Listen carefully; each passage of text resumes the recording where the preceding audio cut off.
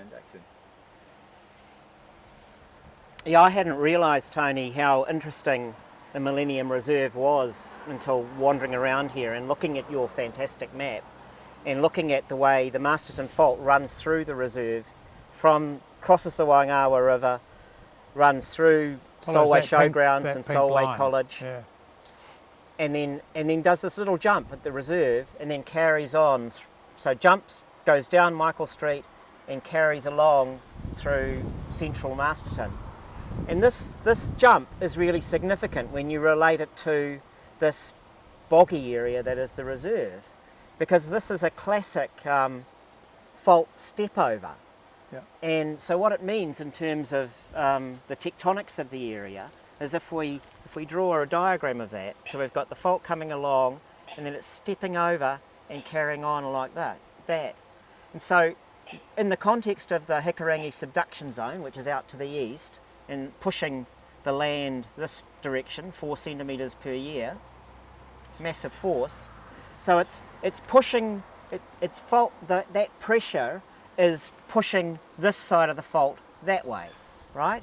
And so that side of the fault is going that way.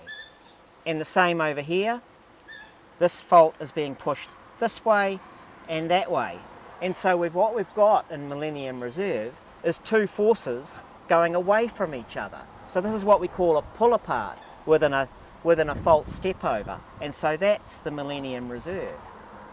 So water is accumulating in here, and that's what we see here. This is the water that's accumulating because of the fault movements. And so these springs that are coming off the hanging wall of the fault are all coming in from here. And then they're also coming in from here, and where the fault jumps, there's also springs coming in from here. This is the upside, and this is the downside.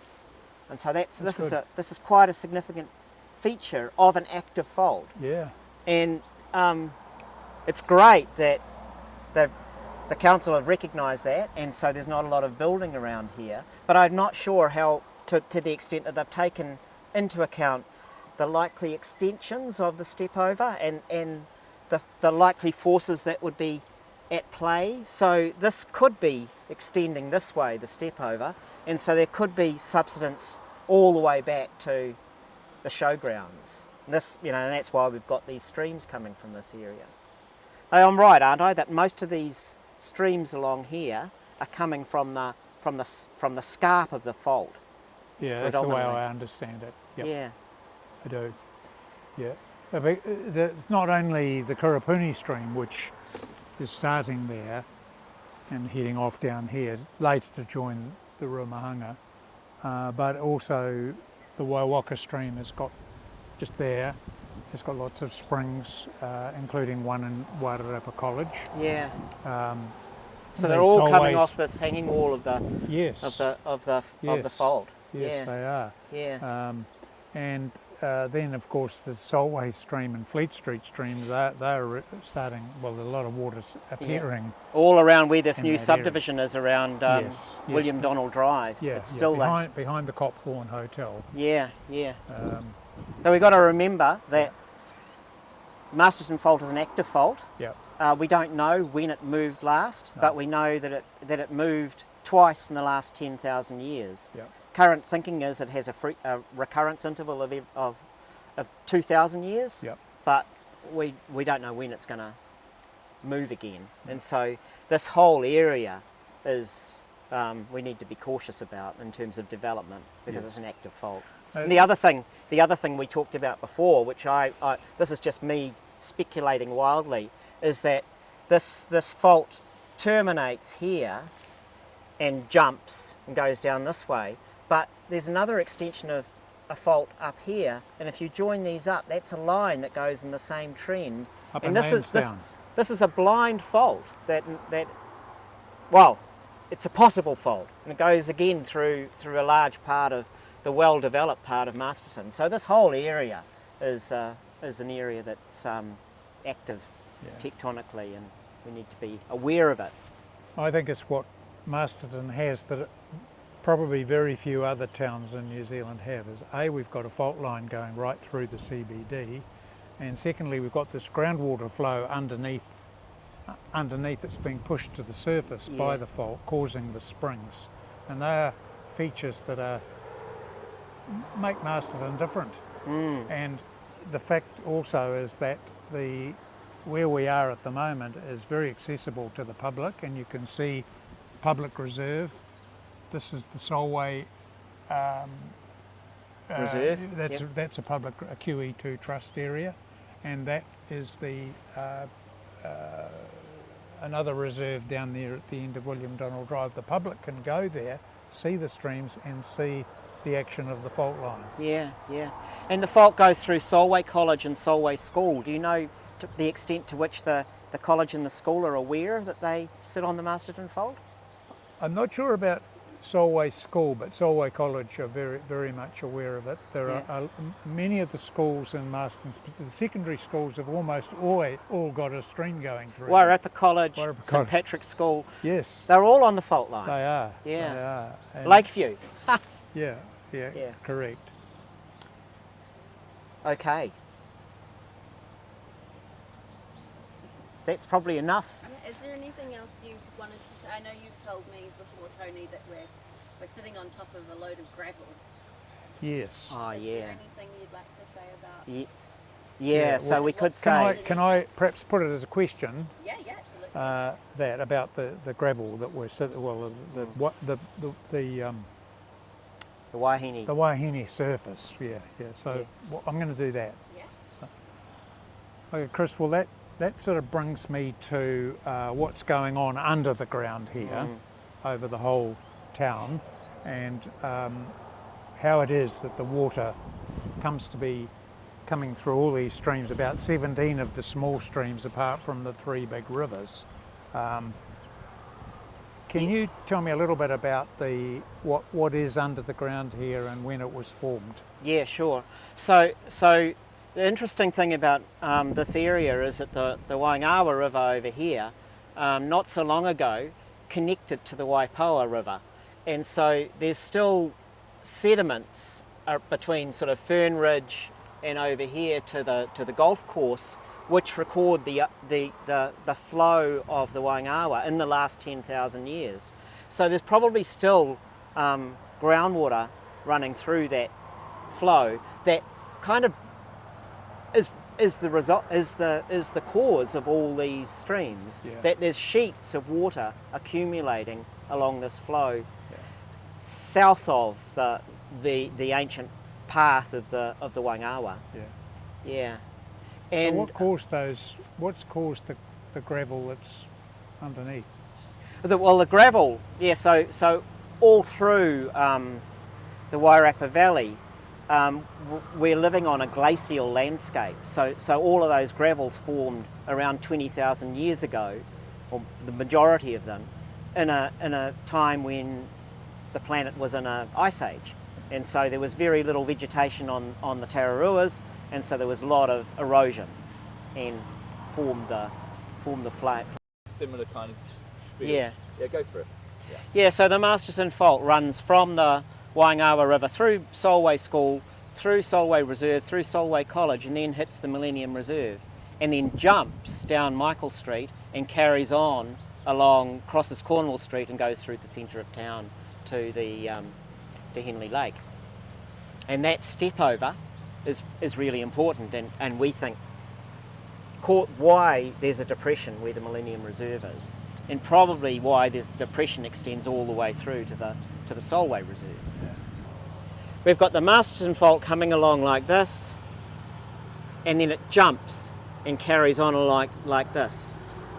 And so this is a consequence of the pressures in the Hikurangi subduction zone, where it's out to the east, and that's pushing everything this way, 4 centimetres per year. And so this is being pushed this way, and this is being pushed this way too. And so on the other side, it's being pushed that way, and being pushed that way. And so what we've got in this area here is the fault movements are pushing things that way and pushing things that way. So that's what we call a pull apart. And so the Millennium Reserve is essentially a pull apart basin where water is accumulating. And on the hanging walls of all these faults, we've got streams coming in. The groundwater's been lifted up. This side's been lifted up. This side's been lifted up. This side's down. And so groundwater is percolating through the fault line and coming through over here and down here and over here. And so this is where a lot of the streams are originating. Yeah. Okay, so where's the water coming from? The water's coming from Under your feet. under my feet. Yep. Yeah, so we're on the fault scarp and it's coming from the base of the fault scarp. Yep. Now, it's likely percolating up from the fault at depth, or it's running along the side of the fault, or it's just uplifted this uplifted side has just lifted the groundwater, and so it's percolating down that way. We would expect though to see some remnants of the stream over here. We don't. It looks pretty flat. There's no evidence of a stream being here, so it's likely that it's percolating up from the fault plane. So the stream's down there, and it's not up here. We can't see where it's come from. It's clearly coming from the base of the fault scarp. We're on the fault scarp here. It's under your feet. They might have linked up the streams. They might have, yeah. That may be artificial. But it's got a lot of those old 20,000 year deposit rocks in it, hasn't it? Yeah. Lucky I wore my gumboots. How old are the rocks though? How old are the actual rocks? Yeah, well, the rocks are from the Torless terrain, so they are between 250 million and 100 million years old. Wow. This is all pretty much sandstone and mudstone, so typical greywacke. And that means it's come from under the sea originally? All of the Taru has come from under the sea, but this has come from the Gondwana margin rather than from the ancient Pacific Ocean. So there's no volcanics, there's no chert that I can see. You can't see any red rocks, can you? Oh, is that one over there?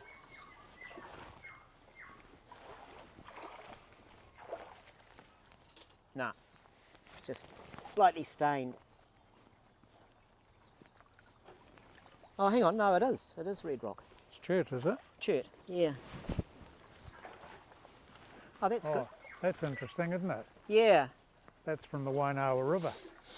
Well, the Waipawa probably still has a bit of chert too. Yeah. Reddish. Reddish. So this is ancient sea floor from the Pacific Ocean. Yep. Yeah, so this is a bit older than the greywacke. Yep. From the Waingawa, from what I've discovered, it's the Kaweka terrain, so this is probably about 200 million years old. Wow. Yeah.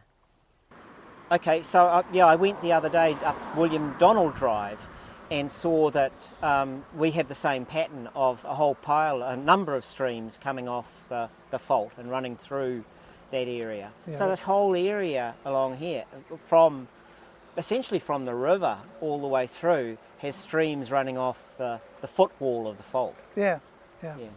And here it goes through the Millennium Reserve, and so as we talked before, there's the step over where it goes across to Michael Street and then crosses through the centre of Masterton.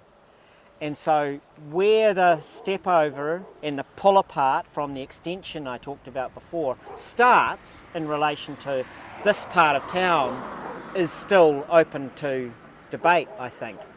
And so I think the message for the Millennium Reserve is we're in an area of extension related to the Masterton Fault, and in the event of another earthquake on the Masterton Fault, this whole area would be prone to liquefaction and collapse. Yeah. That's a great thing to say to someone whose house is on the Masterton Fault. So long as you're on the upthrown side. I am. Yeah, that's the place to be. I'm on the upthrown side of the Wairarapa Fault. And you're on the upthrown side of the Wairarapa Fault too, so we're fine. Yeah. We thought it through. Three old men with faults. And in 1855, the Wairarapa Fault moved up to from 14 to 18 metres sideways and 4 to 6 metres up. So the largest fault movement ever recorded on the planet, the Wairarapa Fault, in 1855. And pretty intense earthquake, yeah. So the fault trace, the earthquake disrupted 150 kilometres of land movement and caused the uplift in the Wellington Harbour. Masterton, was it 1942? 42 earthquakes, plural, because there was, as usual, there was more than one. But yeah, they were substantial earthquakes as well. Is that based on this fault line we're on at the moment? No, I think it was based out at Tauru, wasn't it? Yeah, I don't know, but there's no historic record of the Masterton Fault moving. So we probably should call it the Wairarapa earthquake of 1942 as well. And I think the general feeling was that it was based at Tauru. Certainly the second earthquake, the later earthquake. Sorry, there were two on the night in June, but then there was a substantial one later in the year, and that seems to have been largely affected the Tauru area. And to the east, they were worst affected in that earthquake.